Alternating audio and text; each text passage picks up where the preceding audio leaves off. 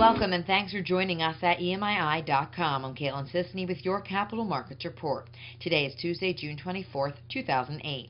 After last year's rush of initial public offerings in Asia, the slowdown has come. The Financial Times reports in 2007, China's domestic exchanges in Hong Kong raised a combined $101 billion, with other regional bourses adding a further $25 billion. This year, however, has seen a somewhat quieter first half, with Asia-Pacific, excluding Japan, but including Chinese A shares, raising $25.5 billion, according to Dealogic. Stock prices in China have tumbled by more than 50% this year, forcing countless potential issuers to shelve plans to list.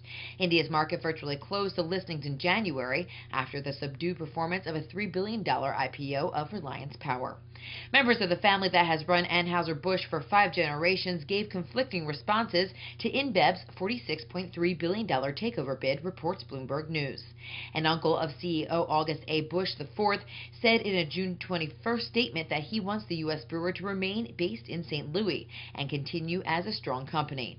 But another uncle urged Anheuser-Busch's board to accept a $65 a share proposal. Anheuser-Busch has been reviewing InBev's advances for more than a week without giving a response. A purchase would put the 132-year-old Budweiser beer in Belgian hands and would represent the third biggest acquisition of a U.S. company by foreign buyer, according to data compiled by Bloomberg.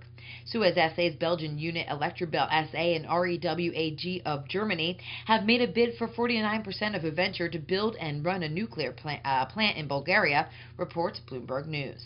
The two companies are competing for a stake in Belgian Power, which will oversee construction and management of a 2,000-megawatt nuclear plant on the Danube River, estimated to cost at least €4 billion. The Bulgarian government will hold the remaining 51% of the project. The world's largest oilseed processor, Bunge, is acquiring Corn Products International for $4.2 billion in stock, reports Bloomberg News. Bunge will pay the equivalent of $56 a share for each of corn products. That's a 31% premium over the closing price on June 20th. Bunge will also assume about $414 million of corn products debt. And that rounds out today's Capital Markets Report. Thanks for joining us on EMII.com.